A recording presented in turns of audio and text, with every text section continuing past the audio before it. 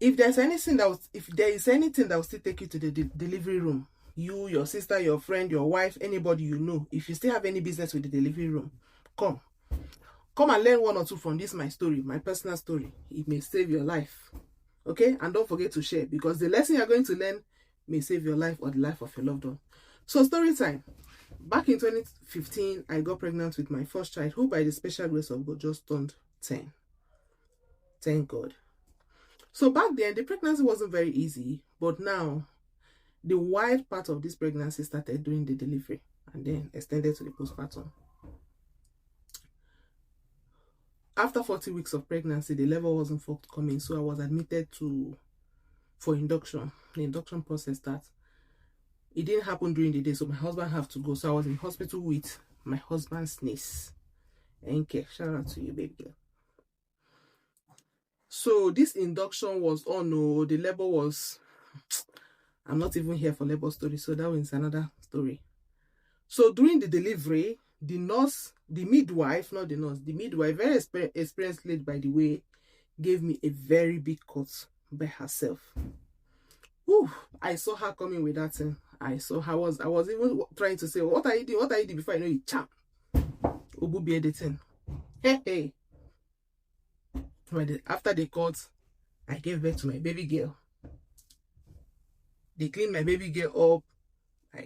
They showed me my baby girl. I kissed her. They now gave my husband the baby, and they came back to attend to me. Right? They started suturing the stitches. After suturing the stitches, this midwife came to me and said that she wants to check my cervix. She said she wants to check my cervix.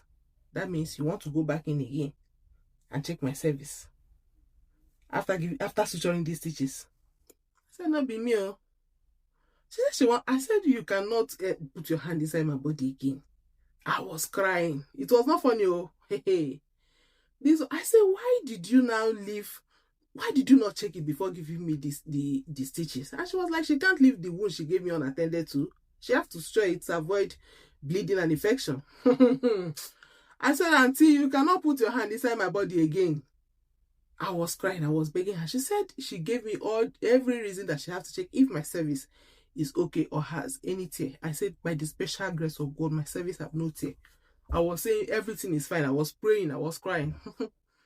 Very experienced lady. Some nurses may have given up and said, okay, fine, whatever you see.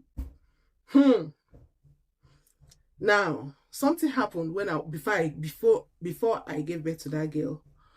You know how at the last minute of labor, the pressure from the baby's head will be hitting your pelvis and you can't even hold it anymore. You feel like pushing, and the nurses will be saying, don't push.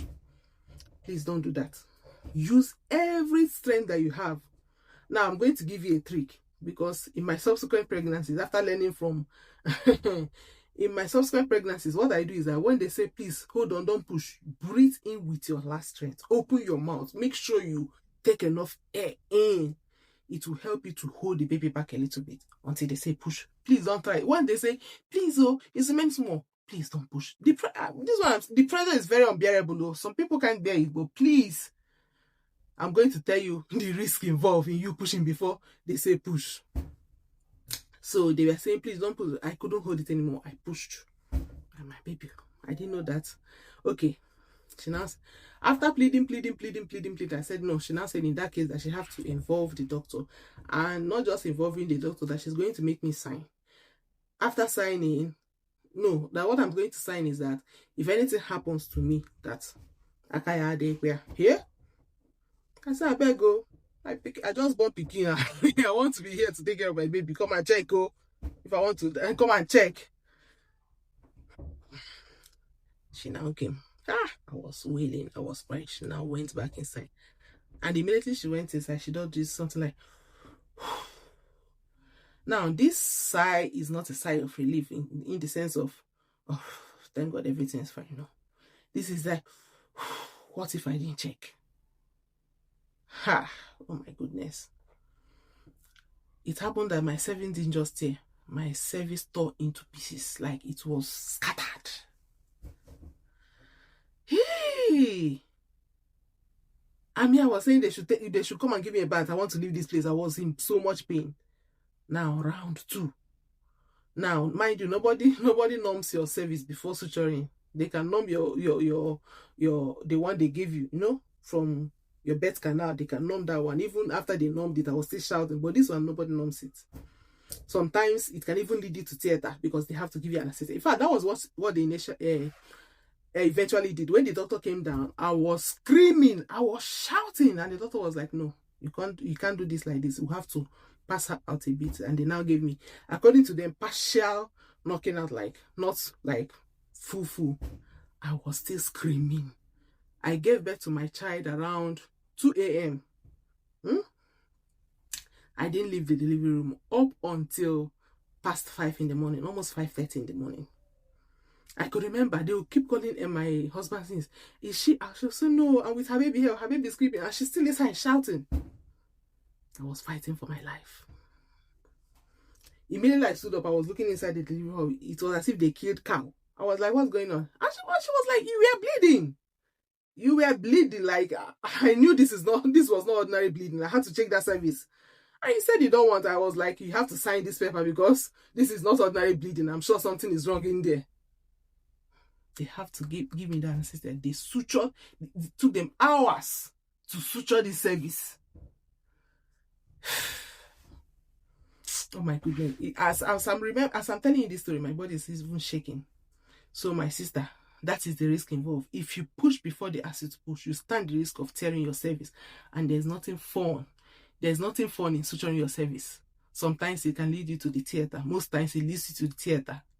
Okay? So hold with everything you have. Breathe. Taking enough air with your last energy as if your life depends on it. Is going to be able to hold the baby in until they say okay. Because what is happening is that they're actually seeing it that the neck of the cervix is remaining a little bit. It's not yet cleared for the baby's head to come out, but the pressure is there. So when you push it by force, it's going to affect the cervix. Okay? Thank you. Don't forget to like and share this video. Share it. That's the only thing you're going to do for me, because the lesson from this video might save somebody's life. And tell me if you want to hear part 2, because the postpartum of this particular delivery is not funny. The postpartum, oh my goodness. Bye.